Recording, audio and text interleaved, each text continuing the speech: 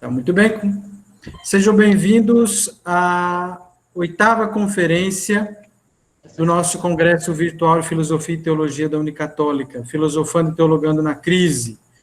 Hoje, a conferência se intitula Teologia e Experiência Espiritual no Feminino Medieval. Gertrudis de Helfta, Mechtilde de Hackerborn e Hildegarda de Bingen. Hoje o nosso conferencista é o padre Erasmo Carlos Gomes de Holanda, qual eu passo a ler brevemente o seu currículo. O padre Erasmo é mestre em Teologia Sistemática pela Faculdade Jesuíta de Filosofia e Teologia, em 2012. O padre Erasmo é professor do Centro Universitário Católico de Quixadá, nosso professor, e tem experiência na área de teologia, com ênfase em teologia sistemática e teologia espiritual e patrística, porque a sua dissertação de mestrado foi sobre Santo Irineu de Lyon. Não é, padre? Estou certo? O padre Erasmo é religioso da comunidade Nova Jerusalém. Estou correto, padre? Correto. Muito bem. A dissertação de mestrado do padre foi A Salvação do Homem na obra Adversos Hereses, de Santo Irineu. E agora também está se preparando, pensando, colocando no coração de Deus o seu doutorado, né, padre? Que se Deus quiser virá em breve, em breve, em breve. Então, padre Erasmo, nos alegra muito com a sua presença. Eu saúdo todos que estão chegando agora, do Sobral, Mateus, o Carlos Eduardo, também de Iguatu, e assim por diante. Vão entrando outros. O padre Erasmo hoje está fazendo aniversário. Quantos aninhos, padre? 40. 40, um menino com essa testa luminosa, né? Pelo amor de Deus. Muito bem, 40, um menino. Agora eu vou pedir que vocês abram os microfones de vocês, nós vamos cantar a primeira parte do parabéns para você, para o padre Erasmo. Vamos honrar, vamos fazer esse momento, né? Abram aí. Coloca. Imagina, Parabéns.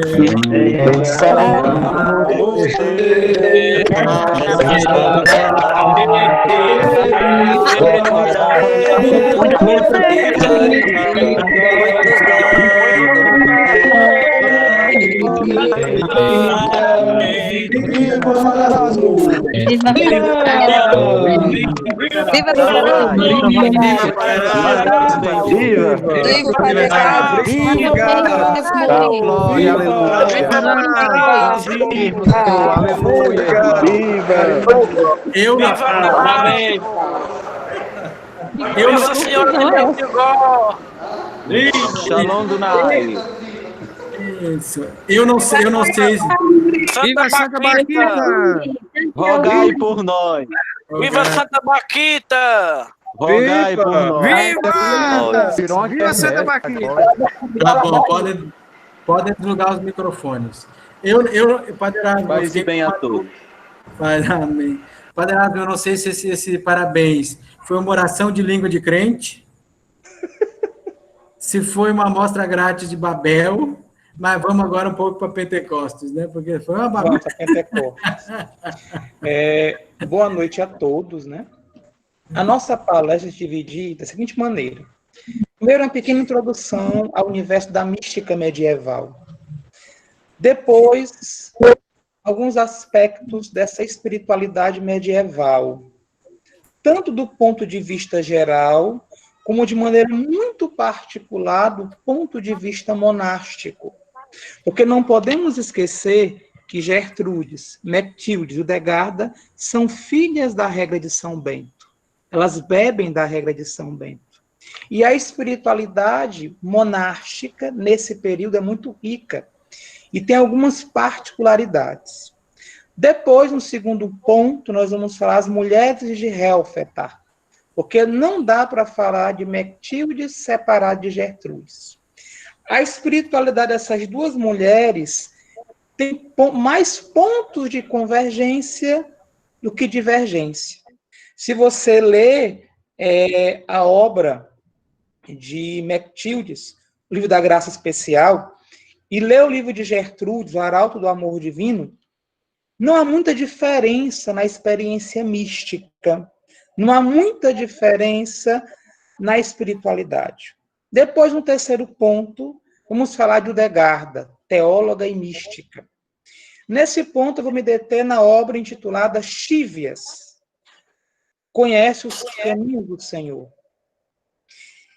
Bem, Jean Danielou, o grande historiador da igreja famoso, também um dos pais da chamada teologia da história, vai dizer que cada geração cristã tem a sua maneira contextualizada de viver a fé. Logo, nessa breve introdução, eu quero dizer o quê? Que nós notamos nos cristãos da igreja antiga uma espiritualidade própria e nos cristãos da Idade Média também uma vivência espiritual muito peculiar. Como nós também, os cristãos de hoje, temos também alguns aspectos de espiritualidade próprios dos dias de hoje. Vale lembrar que nas primeiras gerações cristãs, a espiritualidade é muito marcada pelo batismo, pela Eucaristia, pela iniciação cristã, pela vida fraterna, pelo anúncio do querigma, pelo ensino. No segundo milênio, nós vamos encontrar, ou na Idade Média, melhor dizendo, nós vamos encontrar diferentes formas de piedade, tanto entre o clero como entre os religiosos. E com o passar do tempo, durante a Idade Média, vamos encontrar várias formas de vida consagrada, como as beguínas. No final da Idade Média, começo dos tempos modernos, os irmãos de vida comum. Vale lembrar que os 4 primeiros séculos da espiritualidade medieval foram marcados pela regra de São Bento. Por quê? Vão ser os mosteiros, podemos dizer assim, os grandes motores de vida espiritual na Idade Média. Porém, posteriormente, nós vamos encontrar os eremitas, como eu falei, as beguínas, os irmãos de vida comum, a cartucha, os camaldulenses, também vários movimentos de reforma da ordem beneditina. Vamos ver Suger-Cluny, Cister, como reformas da vida beneditina, como a volta ao ideal monástico. Ora, este é o panorama geral, digamos assim, do que seria um pouco da espiritualidade geral medieval. Mas há aspectos bem próprios dessa espiritualidade medieval. Primeiramente, a espiritualidade medieval será marcada profundamente pela devoção à chamada humanidade de Cristo. O que é isso, padre? Devoção à humanidade de Cristo. Na Idade Média, o povo começa a cultuar a paixão de Jesus, a cultuar o sangue de Jesus, a meditar nas dores de Jesus, o sofrimento de Jesus. Também no período medieval, começa de maneira tímida um culto ao coração de Jesus. Quando eu digo aqui culto ao coração de Jesus, culto à paixão de Cristo, quando eu digo culto ao sangue de Cristo, aqui nós estamos caindo, digamos, num erro teológico. Não. Mas quando se fala de devoção ao coração de Cristo, a paixão ao sangue de Cristo, é uma maneira que os místicos medievais encontram, e também o povo também, de estar mais próximo da humanidade de Jesus. Não é esfacelar Cristo, não é isso. Mas quando se fala do coração de Cristo, você quer centrar o mistério da mediação de Cristo. Quando se fala da paixão de Jesus, o homem medieval encontra no sofrimento do Senhor alguém que lhe é solidário, alguém que passou pelas suas mesmas dificuldades. Quando medita no sangue de Cristo, o homem medieval, não é uma superstição, uma separação, uma esfacelação de Cristo, não é isso. Mas quando se fala do sangue de Cristo, é meditar na cabeça do medieval, de quem defendia isso, até onde foi extremo do amor de Cristo pelo ser humano. Então, não é uma devoção à de Cristo piegas, ou ainda tampouco uma devoção, digamos, que crer num Deus, como é que eu posso dizer? Um Deus caminho de sangue, quando se fala, por exemplo, da paixão de Cristo, do sangue de Cristo. Não é isso. Mas é um sentimento de que Cristo está próximo. Que Cristo é próximo daquele que o busca. É nesse sentido. Segunda característica também da espiritualidade medieval, o culto aos santos e às relíquias. Ora, em um contexto geral, o culto aos santos e o culto às relíquias, o culto aos santos, é um culto que gira em torno das festas litúrgicas da igreja. O homem medieval participa destas festas litúrgicas em honra dos santos, porque sente a intercessão dos santos como algo próximo de si. Sente o santo como alguém que conhece o seu drama. E é nas grandes festas litúrgicas, em honra desses santos, as grandes festas litúrgicas, que o homem medieval vai lhe aprofundar essa comunhão com o céu. Também o culto às relíquias dos santos vai ser muito popular na Idade Média. Como uma forma de estar próximo do santo, próximo de quem já gosta da visão beatífica de Deus. Também outro aspecto também do homem medieval é a devoção à Virgem Maria. Nesse período, o culto à Virgem, através também das festas litúrgicas, vai crescer muito. Posteriormente, também, através das peregrinações, através também da recitação dos ofícios litúrgicos em honra da Virgem, como o ofício Pavo, por exemplo, que se popularizou em toda a Idade Média, que é da Ordem Carmelita posteriormente, e se popularizou, por exemplo, também a reza do Rosário posterior, mas já começa a ter seus inícios também no começo do segundo milênio. E uma coisa que é muito forte no medieval, na espiritualidade medieval, o mistério da vida eterna. O homem medieval, diante de tantas circunstâncias ao seu redor, começa muitas vezes a pensar neste mistério da vida eterna. E também, às vezes, temer o destino final. Daqui começamos o desenvolvimento dos novíssimos de forma mais aprofundada, céu, inferno, purgatório. Por isso as peregrinações como forma de penitência, como forma de expiação, para poder alcançar o céu ou diminuir o purgatório. Outro ponto interessante também é a contemplação, ainda que menor, mas que acontece entre os leigos, é a lexo divina, a contemplação de Deus. Também a palavra de Deus tem um aspecto interessante na espiritualidade medieval. Embora vai ser nos mosteiros que a lexo divina vai ter todo o vapor, mas também entre os leigos se tem notícias de leigos que praticam a lexo divina. Então, esses são os aspectos da espiritualidade medieval, do homem medieval que busca Deus. Dentro desse movimento de espiritualidade medieval, há a espiritualidade monástica, com toda a sua riqueza, com toda a sua característica própria. Vale lembrar, e o Papa Bento XVI também afirmou isso, São Bento é o grande gênio da vida espiritual da Europa e também, por que não dizer, da vida cultural, da vida intelectual.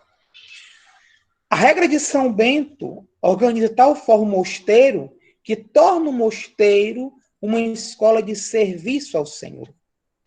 E a vida espiritual beneditina gira em torno de três coisas: os opróbrios, o ofício divino e a obediência. O monge beneditino, ele deve estar apto a passar pelas provações da vida comunitária, ser purificado pela vida comunitária. O monge beneditino deve estar apto à obediência, a ver na pessoa do abade a pessoa de Cristo. E o monge beneditino é aquele que canta o louvor de Deus. Por isso o ofício divino. Fora isso, a vida beneditina se divide no trabalho manual. E também aqueles que têm essa tendência ao trabalho intelectual. Embora na regra, segundo a irmã Aquinata, São Bento não fala diretamente do trabalho intelectual. Mas os mosteiros serão centros de intelectualidade na Idade Média. E a vida beneditina, que depois terá seus ramos, como Cluny e Cister. Lembrando que Cluny e Cister são uma forma de voltar ao ideal beneditino, a radicalidade da regra beneditina.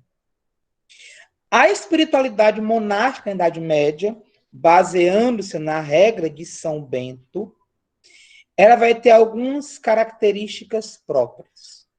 Primeira coisa da espiritualidade monástica, a vida litúrgica. O mosteiro de São Bento na Regra é uma escola de serviço ao Senhor. E o monge beneditino entende que ele deve ser o homem do louvor. Então, a vida do mosteiro, ou dos mosteiros medievais, gira em torno da Santa Missa e do ofício divino, que é recitado no mosteiro. Então, toda a vida espiritual beneditina gira em torno da liturgia, seja do ofício divino, seja da missa, através das festas, através da solenidade, através do ano litúrgico. Segunda coisa, na regra beneditina, sempre, na espiritualidade monástica, sempre há um esforço de volta ao ideal da regra de São Bento. Por isso, como já falei, reformas de Cluny e Cister, como um retorno à vivência radical da regra de São Bento. Também vale lembrar que, influenciados pela regra de São Bento, mas seguindo um outro caminho, nós vamos encontrar também os pré-mostratenses, os camaldulenses e os cartuchos. Lembrando que a vida cartucha será uma vida mais eremítica, quanto que a vida dos mosteiros, uma vida cenobita, a vida da cartucha será uma vida estilo anacorético dos padres do deserto. Terceiro ponto, que é muito interessante na espiritualidade monástica. A meditação da palavra de Deus, a chamada Léxio Divina. Ora, além do ofício litúrgico e da missa, da liturgia das horas da missa, o monge beneditino é convidado também a exercitar o seu coração na meditação da palavra de Deus.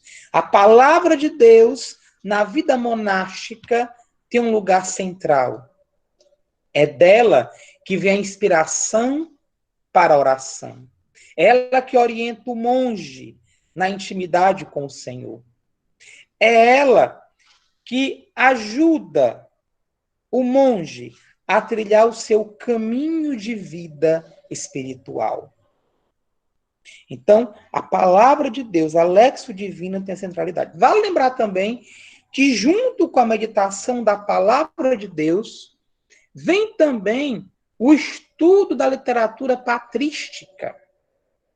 Os mosteiros serão centros de estudo e meditação da literatura patrística. A teologia monástica, podemos dizer assim, ela vai basear-se na escritura sagrada e na patrística. Então, o monge, além de meditar na escritura sagrada, aqueles que também tinham aptidão, meditavam na literatura patrística. Procuravam debruçar-se sobre os santos padres da igreja. Juntamente com a leitura da palavra de Deus e junto com a patrística, em alguns mosteiros, os monges também, aqui não como vida espiritual, mas agora como estudo mesmo, os monges de vez em quando debruçavam também sobre os clássicos gregos, os clássicos da filosofia grega pagã. Para quê? Para aí encontrar fontes que iluminassem o mistério, a meditação sobre o mistério da encarnação. Então, há uma tentativa, digamos assim, por parte dos monges, de enxergar aquilo que Justino de Roma chama de sementes do verbo, também nos pagãos. Um outro aspecto interessante, também da espiritualidade monástica. Isso é herdado da piedade da Idade Média, a devoção à humanidade de Cristo. Jesus é o divino esposo para as monjas. e Jesus o divino amigo para os monges. Então, o monge medieval, a monja medieval, são convidados a viver a união com Jesus. Uma união intensa, que até mesmo chega a ser união afetiva. Não é à toa que o Degarda, Gertrudes, Mectildes, nos seus escritos, usam expressões para com Jesus, o chamando de divino esposo. Bernard de Claraval, também nos seus escritos, chama Jesus ora de esposo, ora de amigo, para demonstrar o grau de intimidade com o Cristo. O Cristo, na espiritualidade monástica, não é alguém distante, mas o Cristo, na espiritualidade monástica, é alguém próximo. O monge torna-se próximo de Cristo.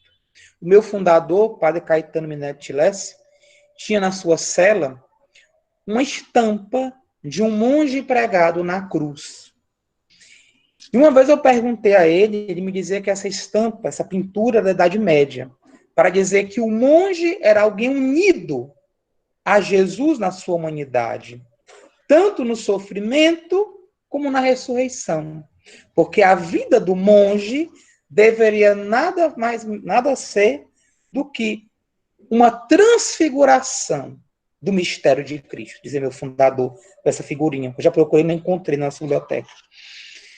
Então, para dizer que tamanha era a afinidade do monge com a pessoa de Jesus. O monge é alguém que se esforça para ser unido a Jesus. Poderíamos resumir a espiritualidade monástica ainda em 3 pontos: oração litúrgica, meditação e caridade fraterna. Como dizia, toda a vida espiritual do monge gira em torno do ofício divino e da missa, das festas, solenidade do Senhor, de Nossa Senhora, dos santos, a meditação constante da palavra de Deus, prioritariamente a palavra de Deus, também os exercícios patrísticos, e terceira coisa, a caridade fraterna. Não esqueçamos daquilo que São Bento diz: o mosteiro é uma escola de serviço ao Senhor. E nessa escola de serviço ao Senhor, também se cresce no serviço aos irmãos. Na escola de serviço ao Senhor, também se cresce no serviço aos irmãos. Por isso, uma das características da vida mediana na Idade Média é a hospitalidade. Os mosteiros vão acolher muitos peregrinos. E não somente acolher peregrinos, como também cuidar dos pobres, alimentar os famintos. Então, os mosteiros vão ter, como vocês podem perceber, a partir da minha fala, uma grande importância, tanto do ponto de vista espiritual, do ponto de vista social e também do ponto de vista intelectual. Não esqueça, eu dizia ainda agora, que os monges também chegavam a debruçar-se sobre a literatura grega, sobre os filósofos gregos, para melhor entender as sementes do verbo. Lembrem que eu dizia que esses monges que debruçavam sobre essas obras pagãs, com certeza, eles traduziam estas obras e, com certeza, partilhavam os conhecimentos dessas entre si, esses monges. Porque havia também na vida monástica um de capítulos, né? Que se tratava da vida espiritual, geralmente, mas também, às vezes, uma conferência, ainda hoje são os mosteiros, sobre algum tema de estudo de algum irmão. E, segundo documento, segundo Jean Danielou, também nesses mosteiros, às vezes, se falavam, davam lições de filosofia. Bem, então, vida intelectual, como diziam os mosteiros, eles foram esses centros de intelectualidade. Então, 3 são importantes, 3 aspectos: do ponto de vista social, espiritual e intelectual. Agora, após essa introdução, nós vamos para o segundo ponto da nossa conferência, que é sobre as mulheres de Relfeta. confesso particularmente aqui em público a minha paixão pelas mulheres de Helfeta. Mas que mosteiro é esse tão famoso? Que mosteiro é esse que marcou tanto a vida espiritual medieval? Para vocês terem uma ideia, alguns contemporâneos de Helfta, alguns teólogos, chamavam Helfta de Jardim do Coração de Jesus, Jardim Místico do Coração de Jesus. Ou ainda, segundo Roche, um teólogo místico, escritor alemão, Helfta também era conhecida por amável fornalha da íntima vida divina. Amável fornalha da íntima vida divina. Aqui, meus caros, vale a pena lembrar, e é interessante falar isso, quando falamos de mística, não caiamos no erro grosseiro de associar a mística apenas a fenômenos extraordinários, embora, em Helfta, as mulheres que viviam em Helfta tivessem isso. Mas, no caso de Helfta, quando falamos dessa amável fornalha da íntima vida divina, nos referimos a uma vivência espiritual que nada mais é, nada menos é do que união com o divino esposo. União com Cristo esposo, com Cristo amigo. Helfta era conhecida como um lugar de pessoas que eram íntimas de Cristo. Pessoas que buscavam a intimidade divina com o nosso Senhor. Então, quando eu me refiro à experiência mística, eu quero me referir a isso. Também vale lembrar que as monjas de Helfta não eram mulheres piegas.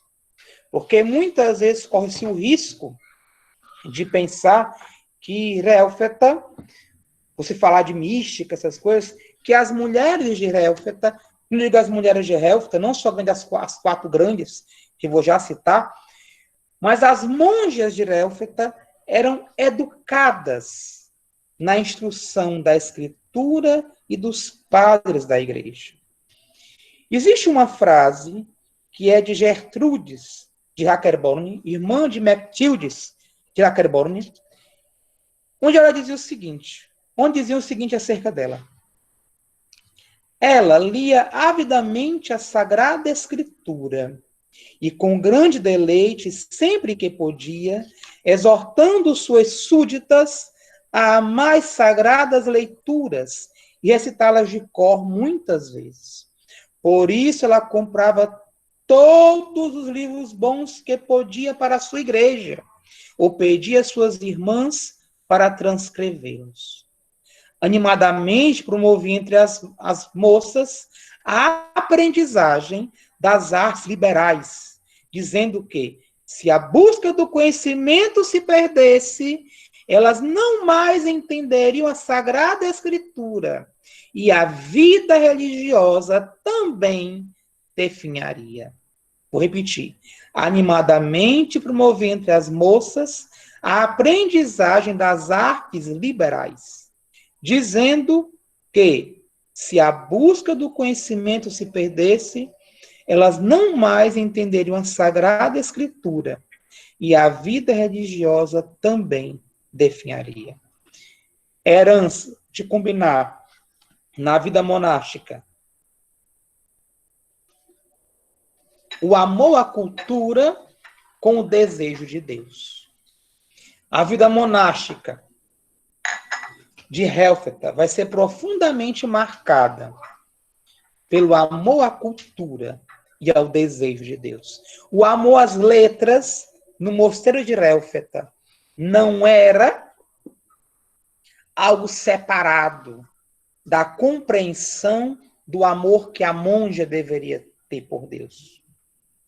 Mas era algo junto. Vida intelectual e vida mística, aqui em Helfta, não são separadas, mas estão juntas. Estão profundamente unidas. Não há separação entre a vida mística e a vida acadêmica em Helfta. Essa era a cabeça da abadesa, irmã de Mectildes. Vou já falar das 4 um pouquinho. Então, é um mosteiro profundamente marcado pela vida intelectual e, ao mesmo tempo, pela vida. Por isso que eu digo para vocês que as mulheres de Relfeta não são monjas piegas ou ainda monjas fanatizadas, mas são monjas tanto de vida espiritual elevada como de vida intelectual. Vale lembrar que o mosteiro de Relfeta foi fundado em 1229 pelo conde de Mansfeld, em Turíngia. Porém, esse mosteiro mudou-se em 1234 para Rondonodorf. E em 258, finalmente, a comunidade fixou-se em Relfeta. Aqui também há uma coisa curiosa. Eu pesquisando para essa palestra, descobri, né? Sempre eu soube que havia uma disputa entre a ordem cisterciense e a ordem beneditina sobre a quem pertencia Gertrudes, né? E Mectildes. Por quê? Porque o mosteiro de Relfeta, a comunidade de Relfeta, tinha costumes cistercienses e hábito cisterciense. Porém, é um mosteiro beneditino. E aqui muitas das duas ordens, né, têm uma certa morosidade entre si por causa de quem pertence a Gertrudes. Mas, estudando, eu descobri o seguinte, que, de fato, o mosteiro de Gertrudes deveria ser um mosteiro cisterciense. Mas, na época, a ordem cisterciense não aprovou a entrada de conventos femininos para a sua reforma. Então, por isso que Relfeta ficou com os costumes cistercienses e ficou com o hábito cisterciense. Porém, é um mosteiro beneditino, só uma curiosidade. Agora, prosseguindo sobre Relfeta, sobre essa amável fornalha da íntima vida divina. Nós vamos ter em Relfeta 4 grandes nomes, 4 grandes mulheres. É preciso diferenciar cada uma delas, embora vamos falar de 2. Existe em Relfeta Gertrudes de Rankenborg, que nós vemos a citação acerca dela, que era a abadesa do mosteiro, filha de um conde famoso, que governou o mosteiro durante muitos anos. Essa Gertrudes é a irmã mais velha de Mectildes de Rankenborg. Irmã mais velha dela é a abadesa. Mectildes, um dia indo visitar a irmã, resolve entrar para o mosteiro. Vale lembrar que Gertrude de Rankenborg não escreveu nada, não deixou no escrito. O que nós sabemos dela está no livro da Graça Especial e no livro Arauto do Amor Divino, onde nós encontramos informações acerca dela. Já Mectilde de Rankenborg, como eu dizia, ela entrou para o mosteiro após uma visita à irmã.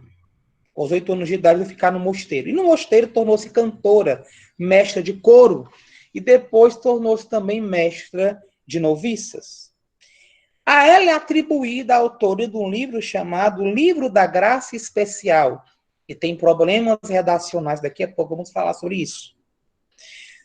Então, essas 2. Existe uma outra ainda, chamada, essa é a nossa, Gertrude de Relfeta.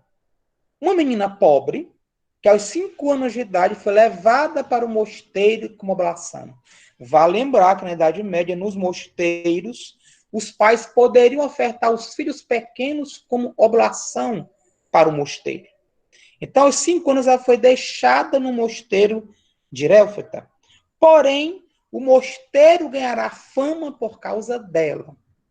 Ela vai escrever um livro, parte dela, e outra parte de discípulas, que vai se intitular O Arauto do Amor Divino, ou Mensageiro do Amor Divino. E também, da sua pena, vai sair um livro chamado Exercícios Espirituais, onde ela propõe um caminho nesses exercícios para que o monge, a monja, a partir da vida batismal, da vida monástica, ele possa encontrar a Deus. Depois temos uma Mectildes, uma outra Mectildes, Mectilde de Magdeburg. Essa Mectilde de Magdeburg será uma beguina muito famosa, que vai deixar escrito um livro que se chama A Luz que Emana da Divindade. Acredita-se que as monjas de Rélfeta, a própria Gertrudes, e aí também há uma monja desconhecida que teria compilado os escritos de Gertrudes, de Mechtildes, não a Mechtildes de Mandiburgo, mas de Ankeborn, chamada Compilatrix, que essas monjas teriam se inspirado nos escritos de Mechtilde de Mandiburgo para escrever os escritos de Gertrudes e de Mechtilde de Ankeborn. Esta Mechtilde de Mandiburgo era uma beguina que, na velhice, mais ou menos por volta do ano de 1270, já era famosa já, entre o clero, já famosa na Alemanha, resolveu tornar-se monja no mosteiro de Rélfeta. E levou essa sua obra, que ela terminou sua obra no mosteiro de Rélfeta. Por isso que o mosteiro tornou-se famoso também. E como eu digo, acredita-se que a sua obra tenha inspirado as monjas de Rélfeta. Também, antes de prosseguir, falar um pouco de cada uma das obras, vale lembrar que a espiritualidade destas mulheres, como eu falei no começo da conferência, tem mais pontos comuns do que distintos. O leitor, quem tiver a oportunidade de ler o Arauto do Amor Divino, o Livro da Graça Especial, vai encontrar pontos de convergência. Quase nenhum ponto divergente, mas sempre convergência. E vale lembrar que essa espiritualidade é marcada por 4 aspectos. Primeiro, é se esperar a liturgia. E aqui tem uma coisa interessante na vida de Gertrudes. Toda a experiência mística de Gertrudes e também de Mechtilde de Ankeborn, toda essa experiência mística, ela acontece na liturgia. É na missa, no ofício divino, onde essas mulheres terão suas experiências, terão suas visões. Quando eu falo aqui visão também, tem que diferenciar. Quando eu falo de visões no mosteiro de Rélfeta, não é visões no sentido que nós compreendemos, por exemplo, como em Fátima. Alguém entrou em êxtase e viu algo. Não. Essas visões é aquilo que Santa Teresa de Ávila chama de visões intelectuais. Ou que, às vezes, hoje em dia, alguns grupos carismáticos chamam de visualizações. Ou seja, o orante, através do inconsciente, da imaginação, ele produz uma imagem. E esta imagem, que o orante vê, nada mais é do que também a experiência de Deus falando ao seu coração. Essa experiência da via imaginativa, digamos assim, ela se traduz na cabeça do orante, daquele que reza. Então, quando eu falo visões, é nesse sentido. E essas visões que Gertrudes vai ter e que Mechtilde também terá, sempre acontecerá no ofício divino, ou na missa, ou nas grandes solenidades, nas grandes festas do Senhor. Elas serão agraciadas por essas visões. E aqui, onde eu quero chamar a atenção para essas visões? Porque a experiência delas, vejam, não é uma experiência mística fora da oração da igreja, mas uma experiência mística na oração da igreja. Elas rezam com a igreja, elas vivem o mistério de Cristo que a igreja vive, que a igreja se propõe. Então não é algo fora, é algo dentro da oração da igreja, que é o ofício divino, que é a liturgia da missa. Isso é interessante. Outro aspecto interessante de Rélfeta, a Léxio Divina, as escrituras sagradas. No mosteiro de Rélfeta, e nós vimos isso naquela citação que eu li, no mosteiro de Rélfeta, as escrituras sagradas ocupam o centro da vida das monjas. O mosteiro de Rélfeta irá de tal forma evoluir também economicamente, para quem não sabe, uma curiosidade, que haverá um mosteiro menor, distante do mosteiro das monjas, lógico, mas no mesmo terreno, de monges, de irmãos, que vão fazer os trabalhos pesados, vão trabalhar nos campos, vão ordenhar as vacas, para quê? Para que as monjas se dediquem ao estudo e à meditação da palavra de Deus. Vocês terem uma ideia. E mesmo aquelas monjas que ficavam na cozinha, né? Aquelas monjas também eram ensinadas a ler e escrever para terem acesso às Sagradas Escrituras. Então, a palavra de Deus ocupa um lugar de destaque. Quem lê o Arauto do Amor Divino, Livro da Graça Especial, vai notar que esses livros, assim como a Revista São Bento, é compilado de muitas passagens das Sagradas Escrituras. É rico, rico, muito rico, de passagens das Sagradas Escrituras. Terceiro aspecto da espiritualidade de Relfeta: união afetiva com Deus. Em Relfeta, a monja é convidada a ter Jesus como seu esposo, a unir-se a Jesus como esposo. Aquilo que chamamos de amor esponsal, na mística também teresiana. Vale lembrar que Teresa de Ávila também teve acesso às obras de Gertrude, para quem não sabe. Então, é muito profundo em Relfeta. A monja deve unir-se a Jesus esposo. Agora, em Relfeta, também se sabe que o grau de união com Jesus esposo é o mesmo. Porém, as formas com que essa união se dá na mentalidade das monjas são diversas, né?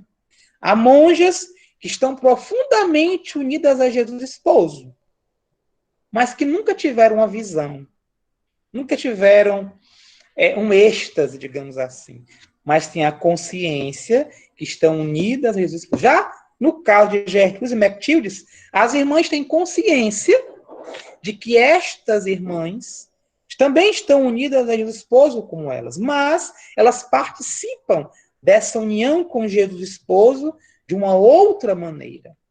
Há um mistério de eleição em torno delas. Essa é a mentalidade corrente do mosteiro de Relfeta. Também, fora as duas, se tem notícia de que outras monjas também teram experiências parecidas. Vale lembrar que também no mosteiro de Relfeta é muito forte a devoção ao coração de Jesus. Para o mosteiro de Relfeta, a união com Jesus nada mais é do que a fusão do coração humano com o coração de Jesus. O coração do homem, da alma esposa, seja a monja, seja o monge, é um coração que se une ao coração de Jesus esposo, que está unido com Jesus esposo. E como é que as monjas vivem essa união? Através da Eucaristia, da Lexio Divina. Em Relfeta se havia o costume de se comungar várias vezes durante a semana, né? Não só no domingo, como uma forma de fazer acontecer, digamos assim, essa união mística, de colaborar para que essa união com Cristo acontecesse. Essa é a mentalidade de Relfeta. E um quarto aspecto muito interessante, uma visão positiva do ser humano. Nos escritos de Gertrudes e de Mectildes, nós encontramos a seguinte mentalidade: o homem é chamado nessa vida a evoluir na união com Deus, através da oração e das virtudes. É bem verdade que esse homem é limitado. Aí entra o papel de Cristo. Cristo é aquele que completa o limite humano. Através da união com Cristo, o ser humano supera seus limites. E chega em Cristo a visão beatífica, a união definitiva que está na morte. Então, o ser humano, na visão das monjas de Relfeta, é chamado a unir-se a Deus e crescer na virtude e na oração. Então, a visão positiva do ser humano aqui em Relfeta. Também uma coisa que eu não posso deixar de falar não faz parte da espiritualidade, mas seria estudo pessoal. De fato, em Relfeta se tem uma visão positiva da mulher. Sim, a mulher em Relfeta não está nem abaixo, nem acima do homem. Mas a mulher em Relfeta, ela tem uma vocação particular, a união mística. Uma vocação particular, também assim como o homem, a colaborar na obra da redenção. Então, é uma visão muito bonita, é uma visão muito linda que nós temos em Relfeta. Agora sim, vamos falar dessas duas grandes místicas, Mechtilde e Ankeborn, e Gertrudes. Eu fiz uma opção pedagógica de falar dos livros. Infelizmente, o livro da Graça Especial nós não temos em português. Eu tinha uma edição italiana no meu computador em PDF, mas infelizmente eu perdi. O computador pifou, acabei perdendo. Mas, a partir das minhas anotações, que eu tinha pessoais, eu pude fazer alguma coisa aqui para apresentar o livro da Graça Especial. Como eu dizia, quando se fala do livro da Graça Especial, aqui nós temos um problema redacional. Padre, qual é o problema redacional? É o seguinte, na realidade, o livro da Graça Especial não foi escrito por McTildes, porém atribuído a ela. Por quê? Porque o livro nada mais, nada menos é do que um relato das graças místicas que ela recebeu e dos seus ensinamentos no mosteiro. Vale lembrar que McTildes foi mestra de noviças. Ela foi mestra de Gertrudes de Welfeta e também sua professora quando criança. Então, há uma influência muito grande entre as duas, de uma para com a outra. Quem de fato, padre, vai escrever o livro? Primeiro, por que o livro da Graça Especial? O livro da Graça Especial quer ser um memorial, um louvor a Deus pelos inúmeros favores e benefícios que ele realizou em favor de McTildes. Por isso o livro da Graça Especial. Como dizia, esse livro foi escrito por Gertrudes e por uma outra monja. Ela não sabia, McTildes, que este livro estava sendo escrito.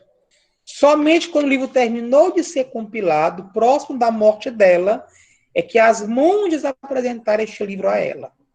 No caso, Gertrudes e uma terceira monja chamada Compilatrix. É um sinônimo. Não se diz o nome dessa monja que compilou esses livros. Apenas é chamada Compilatrix. Esta monja, junto com Gertrudes, teria recolhido os relatos de experiências místicas de McTildes. E somente perto do final da sua vida, que ela adoeceu, e foi nesse período que as monjas quiseram compilar tudo para não perder, foi que ela soube, perto da sua morte, que esse livro tinha sido compilado por nossas amigas. E o livro da Graça Especial se divide em 7 livros. Agora, acredita-se, também tem isso, esqueci de falar isso, que no livro 5º e no livro 4º existam textos de McTildes. Por exemplo, no livro 5º, que é um livro sobre os mortos, que é a oração sobre os mortos, a oração para os mortos, o purgatório, há orações ali que acredita que algumas dessas orações foram da pena de McTildes, não de Gertrudes, nem da Compilatrix. E que no livro 4º, onde há também algumas cartas de consolação a algumas pessoas, também estas cartas inseridas nesse material seriam também da pena de McTildes. Este livro se divide essa obra, divide em 7 livros. O livro 1 e o livro 2 falam das experiências místicas de McTildes. Experiências místicas essas que acontecem na liturgia. É na liturgia que McTildes terá as suas visões, tanto no ofício divino como na Santa Missa. É um relato de Graça Especial, está aqui nas minhas notas aqui, que durante a festa da Ascensão do Senhor, McTildes teria tido uma visão do Senhor ressuscitado, dizendo a ela que preparava para ela um lugar entre as virgens e entre os eleitos. Aqui só para frisar as experiências que eram sempre tidas nas grandes festas litúrgicas da igreja. Então, o livro 1 e 2 se refere às experiências místicas da nossa amiga McTildes. O livro 3 e 4 falam da salvação do homem. E como se dá essa salvação do homem? Crescimento nas virtudes. Aqui a autora, ela incentiva os seus ouvintes a viver a prática das virtudes e pedir a graça a Cristo para bem praticar estas virtudes. No livro 5º, como eu já falei, é um livro dedicado aos fiéis defuntos. É um livro que fala do purgatório, revelação do purgatório. E o livro 6 é a biografia da sua irmã. E no livro 7º, as compiladoras relatam os últimos dias da, podemos dizer assim, autora, né? E, para Mechtildes, o grande meio, porque Mechtildes, embora reconheça, como Gertrudes, que o ser humano é convidado a crescer na vida espiritual, na vida mística, na vida íntima com Cristo, ela também reconhece que o ser humano é limitado. Mas o meio que existe para unir o homem com o divino é o coração de Cristo. Através da união com o coração de Cristo, o homem consegue crescer nas virtudes e consegue superar a si mesmo. Também encontramos nos seus escritos uma espiritualidade profundamente eucarística. A Eucaristia, para Mechtildes, era também caminho de união com Jesus esposo. Por isso, alimentar-se muitas vezes do pão da vida, para crescer na intimidade, na intimidade com o esposo instruído por ele, também crescer nas virtudes. E como dizia, uma mística litúrgica, já enfatizei isso. Agora nós vamos falar um pouco da nossa amiga, antes de entrar em Gertrudes, como eu dizia, há um pensamento interessante de Mechtildes. Jesus supera, com o seu amor, com os seus méritos, a nossa insuficiência no caminho da virtude. Jesus supera com o seu amor, com os seus méritos, a nossa insuficiência no caminho da virtude. O homem que erra, o homem que peca, na visão de Mechtildes, ele não deve desesperar. Se ele está unido a Jesus, em Jesus, como eu dizia, ele vai superar o seu limite. Porque é a graça do Senhor, a medida como ele se entrega ao Senhor, que vai aperfeiçoar o Senhor. E Gertrudes? Bem, como dizia há instantes atrás, Gertrudes escreveu uma obra famosa. Eu tenho comigo a edição francesa, O Arauto do Amor Divino. Essa é a obra de Gertrudes, em francês.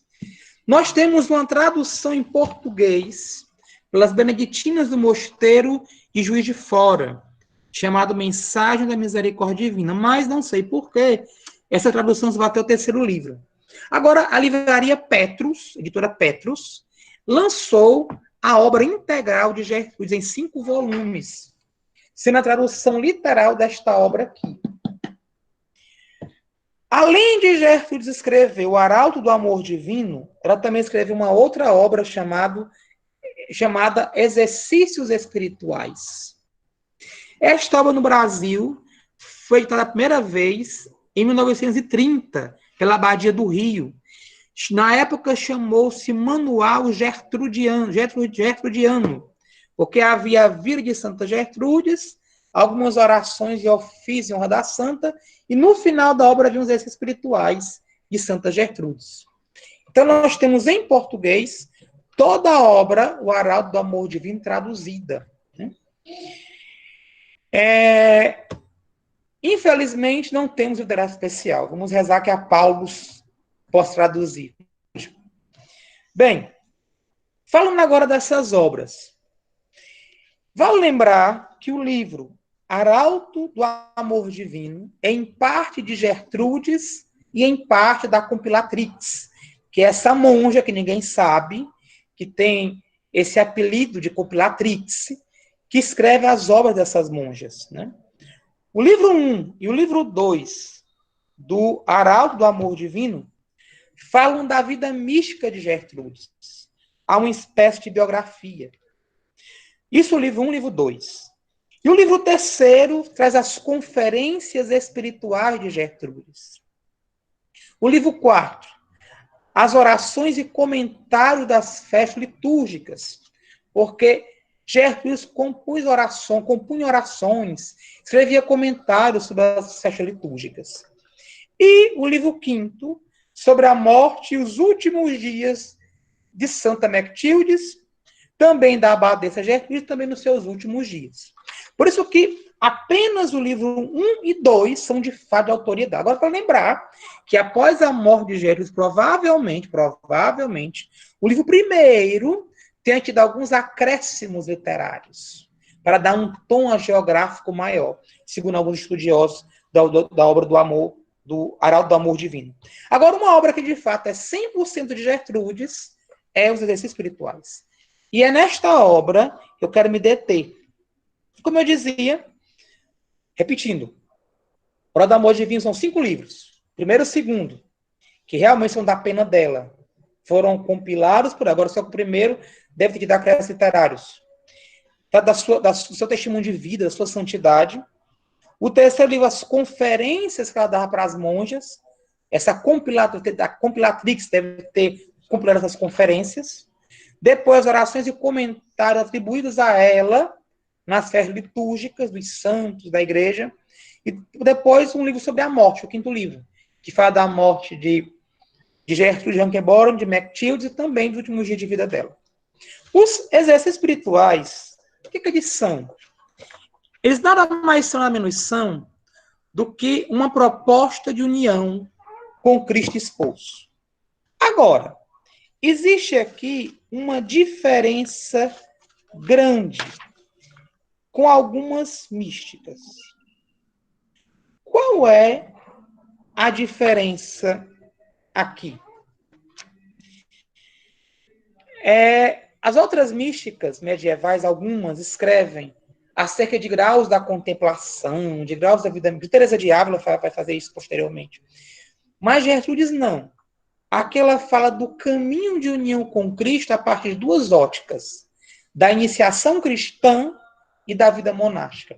Porque a vida monástica, na regra de São Bento, ela nada mais é, menos é, do que um caminho de conversão. Isso mesmo, caminho de conversão.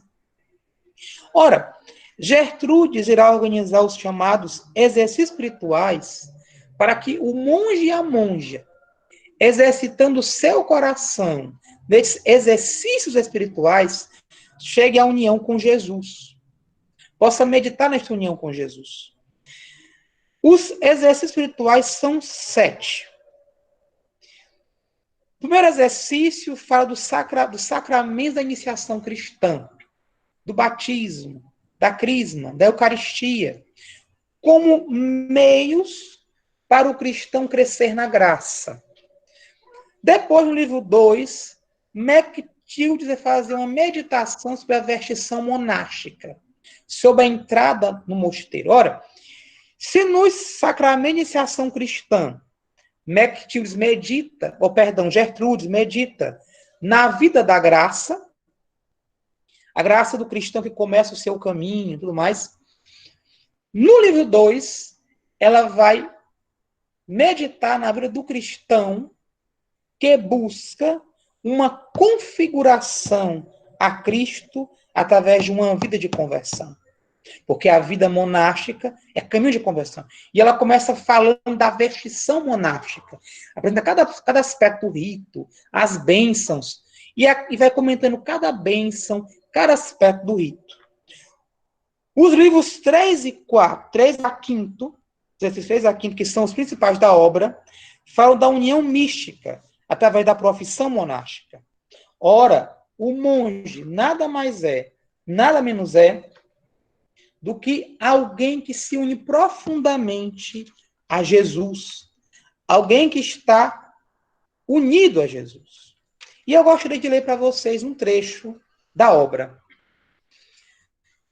Olha-me, a fim de reconhecer-me, ó minha pomba. Eu sou Jesus, o teu mais caro amigo. Abre-me o mais íntimo do teu coração. Sou da região que os anjos habitam, e minha beleza é incomparável. Eu sou o esplendor do divino sol. Sou este belo dia de primavera, cuja claridade é sem igual e não conhece ocaso. A majestade de minha glória, esta majestade, que é a minha própria essência, enche o céu e a terra. E somente a eternidade pode abraçar sua amplidão. Só eu trago na fronte o diadema imperial da minha divindade. Minha fronte é também rodeada de uma grinalda de rosas, em lembrança do sangue que por ti derramei. Fora e abaixo do sol, ninguém é semelhante a mim.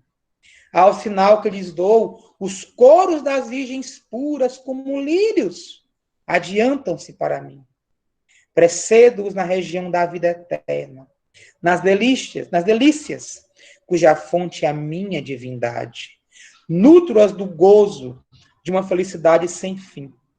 Ao mesmo tempo, não deixo de baixar os meus olhares para este vale terrestre, a fim de colher as violetas sem mancha que ele produz. A alma que deseja amar-me, eu a farei minha esposa. Quero uni-la a mim, e eu a amarei ardentemente. Ensinarei o cântico das virgens, cuja melodia emana de mim, com tanta doçura extasiada. Minha esposa, sem que seja obrigada a unir-se a mim, com o mais suave laço do amor. O que sou por natureza, ela se tornará pela graça. Eu a abraçarei com os laços do amor, estreitando-a contra o coração da minha divindade, para que, por virtude do meu ardente amor, se derreta como cera, aproximar-se do fogo. Se queres pertencer-me, minha querida pomba, representa com ternura, com sabedoria e força. Provarás então as consolações que te prometo. E Gertrudes responde: eu não sou senão uma órfã sem mãe, pobre, despida de tudo. Fora Jesus não existe nenhuma consolação para mim. Só lhe poderia acalmar a sede da minha alma. É somente a ele a quem o meu coração escolheu para objeto de seu amor. Porém, ele é o Rei dos Reis, o Senhor dos Senhores. Se um tão poderoso príncipe se digna manifestar o seu amor para comigo, tão vil, tão miserável, se ele quer usar para comigo, segundo a sua misericórdia e sua infinita compaixão, semelhante condescendência é simplesmente em razão de sua benevolência, do seu bem-querer para comigo. Quanto a mim, sou toda dele. Minha alma e meu corpo estão em suas mãos. Faça-lhe de mim o que agradar por sua caridade. Gertrude descreve aqui, através de tanto afeto, tanta emoção, a experiência do monge que se oferta a Deus, do monge, da monja que se entrega a Jesus para ser todo dele, para amá-lo, para encontrar sentido na vida. Por isso ela vai dizer: agora, ó Jesus, objeto dos meus mais ardentes desejos, o mais amado de todos que são amados, entregai-me também a vossa mãe, a rosa virginal e soberana, que ela seja para sempre, por amor de vós, a diretora e a guarda da minha virgindade. Depositai-me nas suas delicadas mãos que vos criaram outrora, a vós, o Filho de Deus Pai, a fim de que elas me protejam e me ajudem no cumprimento do meu sagrado dever, para que elas me dirijam e preservem das mais pequenas manchas no caminho da castidade religiosa que abracei. Também a Virgem, nos exercícios, vai tomando um papel todo especial para ajudar a alma que busca intimidade com Cristo, o monge, a crescer nessa intimidade. Então, os livros 3 a 5 falam da união mística através da profissão monástica. Existe também o livro 6, que fala do júbilo. O que é o júbilo? O monge e a monja, que está unido a Jesus nessa vida, segundo a espiritualidade de Gertrudes, e no momento ele entra em júbilo, porque ele encontra no seu Senhor a razão da sua vida. Ele encontra no seu Senhor tudo aquilo que preenche o seu ser, que preenche a sua vontade, e diante da bondade do Senhor, ele não pode fazer outra coisa a não se alegrar sem Deus. Alegria e júbilo a vós, em meu nome, ó Deus de minha vida, pela soberania de vossa trindade divina, pela unidade essencial de vossa substância, pela propriedade de vossas pessoas, pela sua união e relações íntimas, fonte de vossa inefável felicidade. Alegria e júbilo a vós, pela vossa incompreensível e imutável eternidade, pela vossa suprema santidade, que exclui toda mancha e que é fonte de toda pureza, e por vossa gloriosa e perfeita felicidade. Alegria e júbilo a vós, pela puríssima carne de vossa humanidade, através da qual me purificaste, tendo-vos feito os ossos dos meus ossos, e carne de minha carne. Alegria e júbilo a vós, pela vossa augusta alma, precioso penhor, que foi a redenção de minha alma. Alegria e júbilo a vós, pelo vosso coração divino, que o amor trespassou por mim até a morte. Ó Jesus, minha querida salvação, meu Salvador e meu Deus, eu vos amo, eu vos quero, eis amor, amor, observai antecipadamente a hora do meu trespasse, que seja selado com o vosso sinete, para que me seja certo o vosso socorro nessa hora. Que a vossa bondade, que será então meu único apoio, vele por afastar tudo o que possa prejudicar a minha alma. Assinalai a vossa sabedoria, cheia de ternura, nessa hora decisiva. Ó grande rei, fortificai a minha pobre alma, para que traga eternamente o traço dessa excessiva misericórdia, com a qual trataste, quer na vida, quer na morte. Consumi, então, todas as minhas forças e submergir-me nas profundezas da divindade, onde a visão de Jesus, o querido do meu coração, me saciará, reparará minhas forças e me consolará eternamente. Isso aqui são só pequenos extratos de textos que eu selecionei nos exercícios espirituais. Vocês perceberam os temas que ela trata. Nesses exercícios espirituais. E também, ao mesmo tempo, perceber a riqueza teológica dessa mulher. Não sei se vocês lembram do hino que eu li agora. Ela falava da trindade, do mistério da encarnação, falava do coração de Jesus. Então, dizia, a piedade Relfta não é uma piedade piegas, mas realmente uma piedade autêntica, nutrida pelo mistério da fé cristã, nutrida pela teologia sadia, nutrida de fato por uma vida que é ao mesmo tempo intelectual e que é ao mesmo tempo mística. E como dizia, esse caminho de união com Jesus, esse caminho de união com o Senhor, ele começa nessa vida. E o ponto alto dele se dá na morte. Jesus escreve no livro 7º, chamado União Definitiva. Nesse exercício, Jesus propõe àquele que lê a exercitar-se na união definitiva com Jesus através da morte.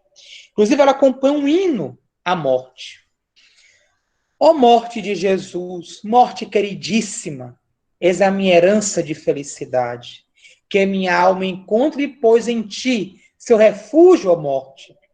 Tu geras os frutos da vida eterna. Ó morte, possa eu ser submergida sob as vagas da vida que emana de ti.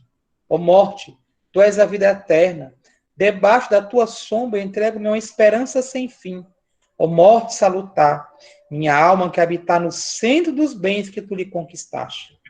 Ó morte preciosíssima, que amadas riquezas produziste para mim. Eu te suplico, absorve em ti toda a minha vida e que minha própria morte se perca em ti. Ó poderosa morte, torna a minha segura e tranquila. Ó morte que trazes a vida, deixa-me fundir-me inteiramente em ti. Ó morte, faz-me participante de uma centelha desta vida e que ela queime em mim para sempre.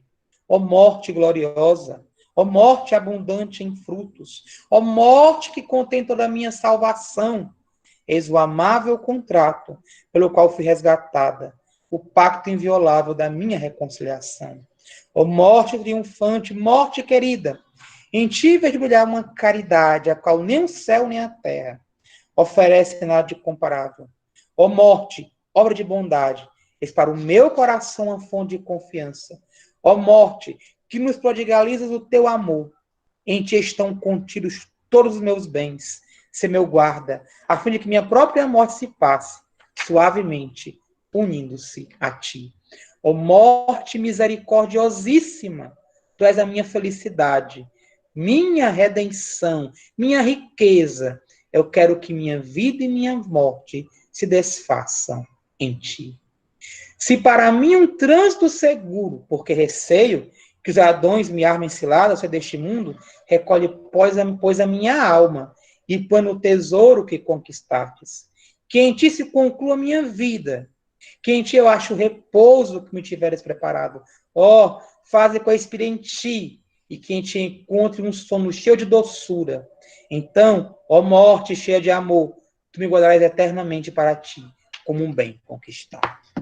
A morte, na espiritualidade gertrudiana, é o cume, é o ponto alto da união do orante, da união do monge, da união do homem que busca Deus. Bem, eu concluo minha fala sobre Gertrudes. Eu passei um pouquinho, que quando falo de Gertrudes, eu me empolgo, viu? Perdoem. Padre Erasmo. Paixão. Diga, meu filho. Então, nós já estamos chegando à hora das perguntas. Tá certo, deixa eu terminar de Dogarda. Bem... Pois termine, mais uns 5 minutinhos. Tá bom. Vou resumir um pouco de Dogarda. É uma pena porque essas mulheres... Não dá... Foi talvez um erro meu, não sei, Rudy. As três de uma vez só ganham muita riqueza. Pro Gertrude Elfta. Não, tá bom. Vamos fazer assim, ó, se o pessoal tem... Vamos combinar aqui com o pessoal. Nós temos 3 perguntas que eu lhe mandei.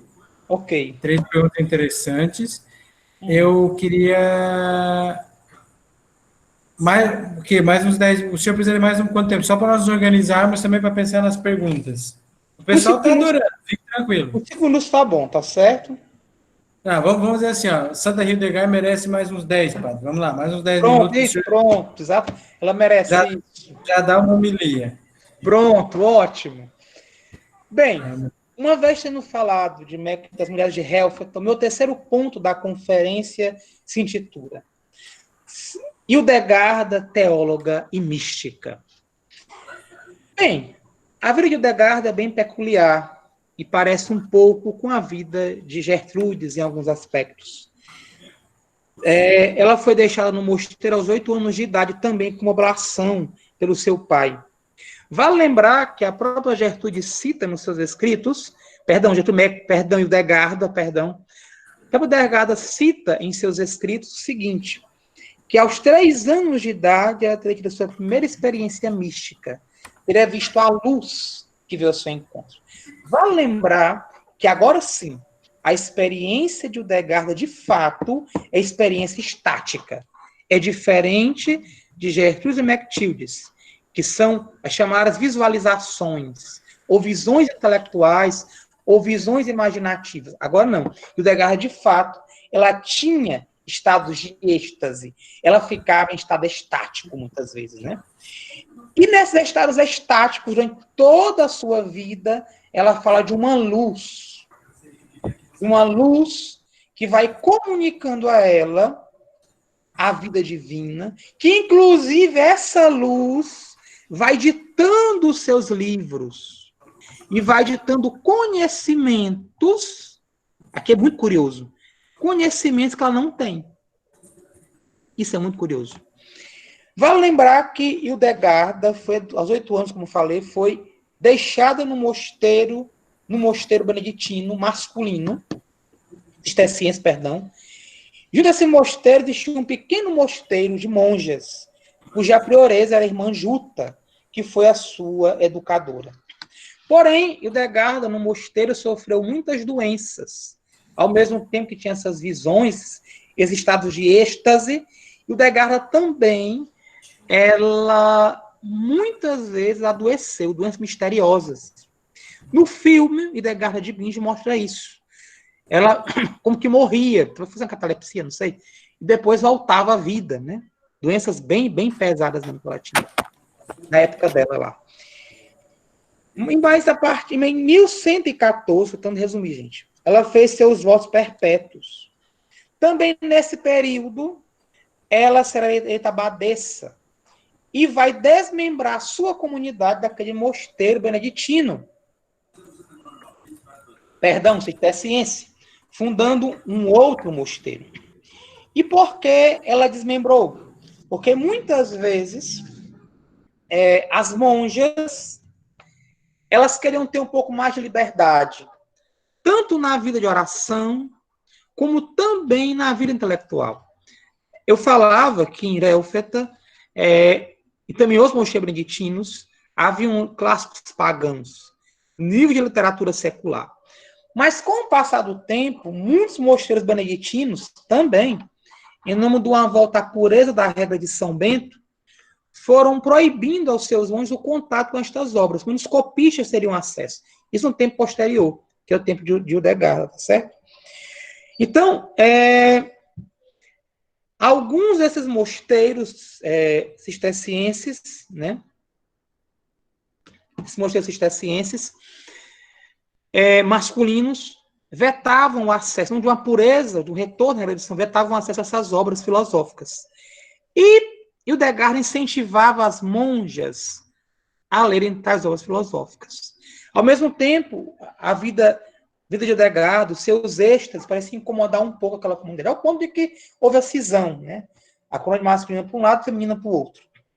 Bem, e orientada pela luz, que era Deus unitrino, ela fundou o seu próprio mosteiro. Vale lembrar que Hildegard escreveu de tudo. Escreveu peças de teatro, escreveu literatura, escreveu comentários à regra de São Bento, comentário à vida de santos, escreveu obras de cunho filosófico, nada metafísica entre o corpo e a alma, escreveu obras teológicas, escreveu obras de medicina e obras de botânica. Isso mesmo, medicina e botânica. Por incrível que pareça, na época dela. E ela dizia que esse conhecimento que ela tinha para produzir estas obras era geralmente ditado pela luz. Essa experiência mística que ela tinha. E também pela sua pesquisa. Segundo ela, a luz orientava ela as suas pesquisas. Assim ela fazia, né? Eu quero me deter numa obra de Hildegard que é muito famosa. Essa aqui, ó. O Chívias. Agora o Adam me lembrou também uma outra coisa. Obrigado, Adam, pela lembrança. Também o Hildegard compôs músicas. Era musicista famosa. Compôs várias melodias de canto gregoriano. E também várias melodias de canto chão. Tem isso também, esqueci de falar. Obrigado, Adam, pela lembrança. Padre Erasmo, eu coloquei ali, perdão por interromper, eu coloquei no chat o CD da Hildegard. Sim. Tem sim. Já está aí no chat, pode subir, pode entrar no link, depois vão ver que vai aparecer um monte de chamadas, né, no YouTube com músicas, composições dela. Bem fácil acessar lá no YouTube. Suba um pouquinho o chat. Ok. Eu esqueci de dizer também, tem as músicas também, tem CDs com as músicas de Hildegard. Bem, eu quero me deter agora nesta obra. O Chívias conhece os caminhos do Senhor. Quero me deter nela porque eu já estudei essa obra, né? Aqui vocês podem ver, está toda riscadinha, toda marcadinha. É estudo pessoal meu. Já estudei, já li várias e várias vezes, né? E Mandúcio a Paulo traduziu, viu? Chívias. Já li várias e várias vezes esta obra, né? E a obra é dividida em 3 pontos. É a criação, o Redentor e a redenção e a história da salvação. Na realidade, eu considero Chívias como também considero o Contra as Heresias do meu querido Santo Irineu um grande tratado de teologia sistemática. Claro, não que ela tivesse a ideia que nós temos 8 teologias sistemáticas, não é isso. Mas vou corrigir. Mas a modo de um grande tratado de teologia sistemática. A modo de um grande tratado de teologia sistemática. Então, tanto a nossa amiga Hildegard, como também o nosso amigo Irineu de Lyon, escreveram essas grandes obras teológicas. Você encontra nos Chívias de tudo, desde a cristologia, a trindade, a mariologia e a eclesiologia. E eu quero chamar aqui a atenção na obra, sobretudo, caso o nosso tempo está corrido, para a igreja. A visão que a nossa amiga tem da igreja. Com uma visão muito profunda, uma visão muito mística ao mesmo tempo. Ela vai dizer, isso mesmo, ela vai dizer o seguinte sobre a igreja. O edifício da igreja que redime seus filhos mediante o espírito e a água. Por conseguinte, se vê a imagem de uma mulher tão ampla quanto uma grande cidade. Isso designa a noiva de meu filho, que sempre dá à luz a seus filhos mediante geração no espírito e na água. Pois o forte guerreiro fundou-a sobre uma ampla base de virtude, de modo que ela pudesse manter e aperfeiçoar a grande multidão dos eleitos dele. E nenhum inimigo pode conquistá-la ou assaltá-la. Ela expulsa a descrença e expande a fé, mediante que se deveria entender que no mundo mortal, cada um dos fiéis é um exemplo para seu vizinho, e assim eles perfazem grandes obras de virtude no céu. E quando os justos, um a um, vierem para juntar-se aos filhos da luz, o bem que eles operaram aparecerá neles, o que não pode ser visto aqui entre cinzas mortais, oculto como está pela sombra da aflição. Ou seja, a igreja, a noiva de Jesus, pelas águas do batismo, ela gera vida. A igreja não é vista como algo parado no tempo, mas a igreja é vista como um organismo dinâmico no reino de Deus. Organismo dinâmico na ordem da graça. Uma coisa que eu esqueci de dizer também, que eu fiquei corrido com o tempo, gente, é que na sua obra também, Degarda, ao escrever, se baseia nas suas visões. Na verdade, os subtítulos que existem na obra são explicações das suas visões. Ela sempre começa com uma visão, geralmente. Começa aqui, por exemplo, a Paulo está de parabéns pela tradução. E ela vai explicando em cada tópico o significado da visão. E a partir da visão, ela vai comentando o aspecto teológico de cada tema. No caso aqui, ela fala da igreja. Como ela vê a igreja? A igreja é essa mulher. Ela vai dizer ainda sobre a igreja. A mente humana não pode compreender plenamente os segredos da igreja.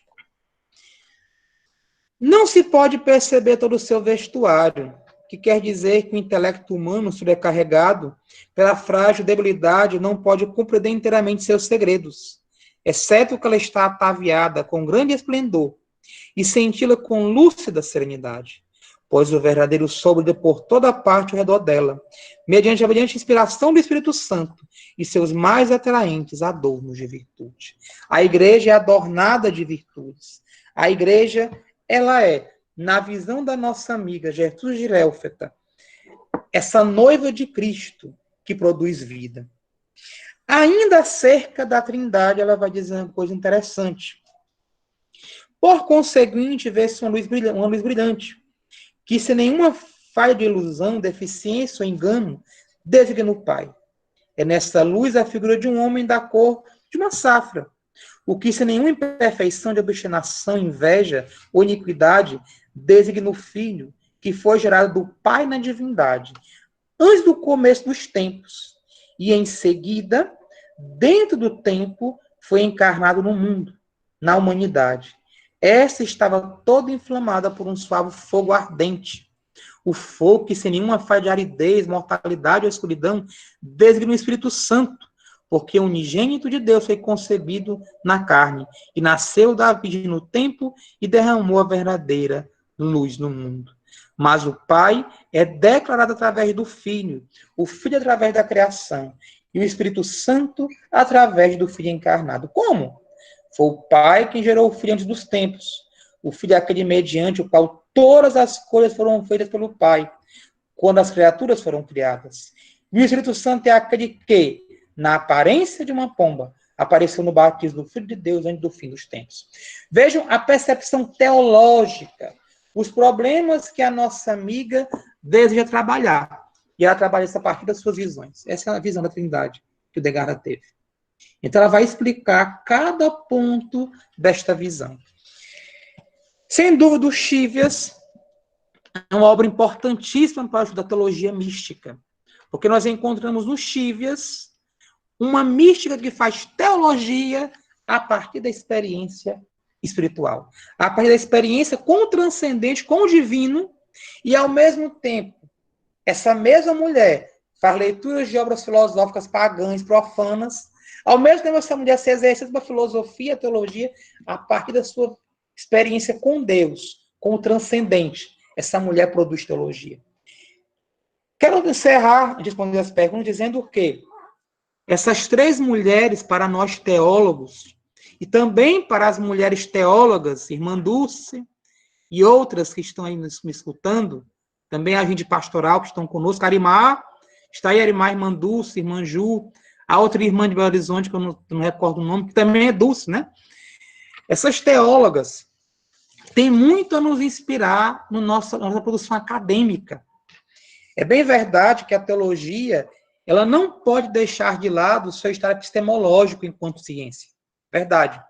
Mas a teologia não pode esquecer nunca que a sua base deve sempre partir da experiência de Deus. Porque nós falamos de Deus no moderno, e só podemos falar de Deus a partir também da nossa experiência. Uma experiência de Deus também que me leva a buscar Deus nas letras, no estudo, na literatura, na filosofia, no diálogo com outras ciências. Porque bem nos lembrava São João Paulo II, na Filis et Ratio. A fé e a razão não se excluem, mas se complementam. E ainda o grande Bento XVI, nosso Papa Emérito, dizia, no seu livro famoso, Introdução ao Cristianismo, que por trás de todo crente há um ateu, e por trás de todo ateu há um crente, porque ambos buscam a verdade. Ora, eu quero dizer com isso, que nós que fazemos teologia, devemos fazer teologia com duas vias, com o pé no chão, com uma razão boa, uma razão sadia, ou seja, um intelecto que leva a pensar, a questionar, mas também com uma outra via, a via da experiência de Deus, do transcendente. Lembra aqui as palavras de Karl Rahner. O homem do século XXI é místico ou não será cristão? O mundo como nunca, diante de tantas propostas, tantas ideologias, o mundo como nunca necessita da voz dos teólogos. Homens e mulheres apaixonados por Deus, que transmitam não somente especulação, mas transmitam a experiência profunda de Deus, baseada numa razão, claro, evidente, baseada num construto racional intelectual, lógico e evidente. E aqui eu encerro, muito obrigado pela atenção, desculpa se eu passei do horário, e vou agora responder as perguntas que me foram feitas. Padre Erasmo, eu enviei as perguntas para... Pode dar uma lida enquanto eu dou os avisos paroquiais aqui. Ah, tá bom, tá certo, meu filho. O Padre Erasmo vai ler agora 6 perguntas que lhe foram enviadas. Padre, já lhe sugiro que o senhor responda a primeira por último, que ela vai fechar bem a nossa noite. A pergunta da Jade, que é uma pergunta muito para esse tempo. A Jade é uma aluna da arquitetura, vem de uma outra área, e é bonito que, depois de ouvir as 60 mulheres, ela pergunte sobre como enfrentar este tempo. As outras perguntas são mais específicas, só que assim vou lhe pedir que as respostas sejam mais objetivas e pode dar indicações de leitura. Eu já adianto esse tema maravilhoso que o Padre Erasmo escolheu, o mérito é dele, não é meu, só para saber. Parabéns pelo tema, o mérito é todo do Padre Erasmo, né? E só para indicar já, eu coloquei no chat o link de todas as catequeses que o Papa Bento XVI fez sobre essas 3 santas mulheres. Ele dedicou, sobre Hildegard, ele dedicou 2. A editora Eclésia publicou todas as catequeses sobre as santas mulheres, eu acho que já até está esgotado. Mas as catequeses estão facilmente acessíveis online, você também pode procurar, a Eclésia ainda vende catequese sobre os santos, que tem catequese sobre os medievais, sobre os apóstolos, e lá as santas mulheres também vão estar. Então, tem 4 catequeses. Eu coloquei um vídeo sobre Santa Hildegarda, que tem, né, que foi feito na Alemanha.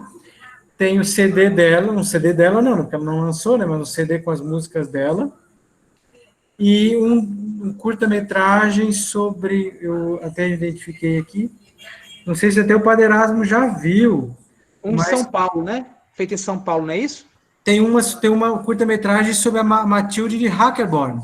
Não, essa eu não conhecia. Conheci de Gertrudes, um curta-metragem. De Matilde. Gertrudes eu não vi aqui, esse eu não vi, então, o Padre Erasmo até pode indicar, e eu vi da Matilde Hackerborn, tem um curta-metragem sobre ela. Desconhecia. Veja, depois, até vou olhar enquanto o senhor responde as perguntas, o outro, né? Muito bem, Padre Erasmo, o senhor tem 6 perguntas e um pouquinho de tempo. Depois nós vamos fazer a chamada, no final, e eu vou falar sobre os certificados, os avisos paroquiais que eu tenho dado. Padre, suas 6 perguntas, vamos lá. Leia a pergunta e pode responder. A primeira pergunta é, impressão minha, ou os ensinamentos dessas santas mulheres são esquecidos por muitos teólogos e professores? Existe alguma causa disso? Infelizmente, são esquecidas. E existe uma causa, sim. E essa causa, meus alunos do curso de tópicos em teologia contemporânea viram isso. A grande causa se chama racionalismo teológico. Ora, com a reforma protestante e depois com o método histórico crítico, também vale lembrar também com o Renascimento, tudo que se refere à Idade Média foi desprezado, foi jogado fora. Infelizmente, também essa mentalidade de desprezo com a Idade Média entrou no ambiente acadêmico teológico. E muitas vezes, infelizmente, essas mulheres foram esquecidas. Graças a Deus, depois do Vaticano II, com retorno às fontes, nos próprios mosteiros beneditinos, muitas monjas tentaram revisitar estas obras que estavam esquecidas. Agora, uma curiosidade. Quem muitas vezes recuperou essas místicas, por incrível que pareça, não foram os ambientes eclesiásticos, sobretudo o Edgar de Bingen, foram ambientes seculares. Alguns grupos de estudo de filosofia medieval na Europa, recuperaram estas mulheres. Claro, repito, na vida beneditina, depois do Vaticano II, os mosteiros tentaram. Mas, para o Edgar de Bingen, o movimento de retorno ao Edgarda foi em ciclos de filosofia medieval. Segunda pergunta. Houve milagres atribuídos a tais mulheres? Como estas obras contribuíram para a vida monástica posterior? Sim, no Manual Gertrudiano que eu falei, de 1930, publicado pelo Mosteiro do Rio, há relatos de milagres atribuídos a elas, sim. Não nas obras, mas testemunhos de pessoas devotas. Como estas obras contribuíram para a vida mística posterior? Posteriormente, tanto na vida beneditina como cisterciense, para quem não conhece, as obras de Gertrudes foram verdadeiros clássicos de vida de oração, de vida de espiritualidade. E não somente nos ambientes monásticos, mas também nos ambientes seculares. Dizia-se que o rei Luís da França, todos os anos, lia as obras de Gertrudes, por exemplo. E Santa Teresa de Ávila, para quem não sabe, leu o Arauto do Amor Divino, né? Então, de fato, não somente influenciou a vida monástica interna, cisterciense, beneditina, nessa busca de Deus sincera, mas também influenciou leigos e outros santos também. A terceira pergunta. Vendo a confiança dessas santas mulheres,